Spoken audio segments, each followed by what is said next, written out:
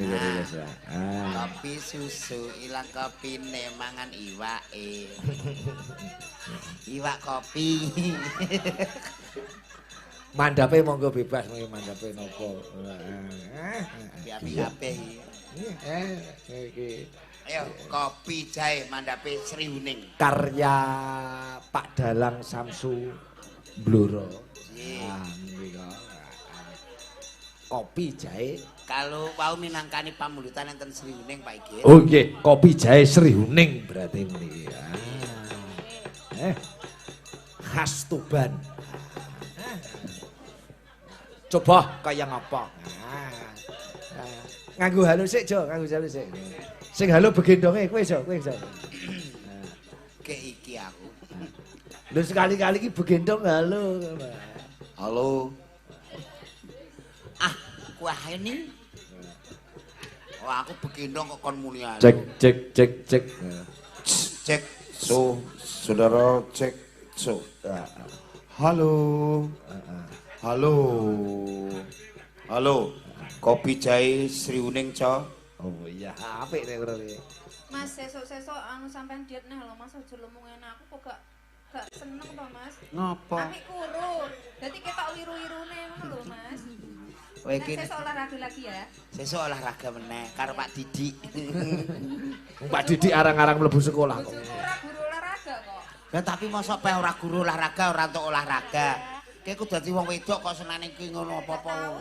Wong lanang kok mbok penging sembarang dengan. Penging ya. Ayo. Mangga, mangga. Buka saking Bonang Mas iki. Iya, iya.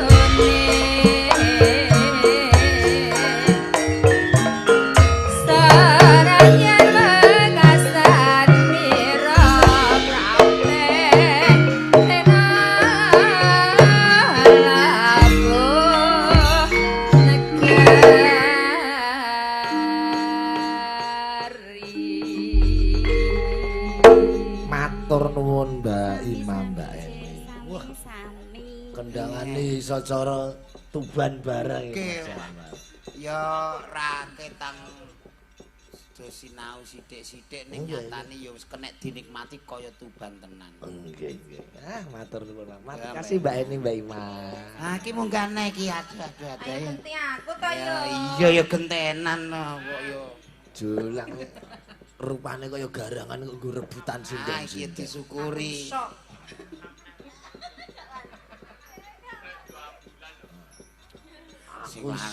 Sing lanang iki bayar.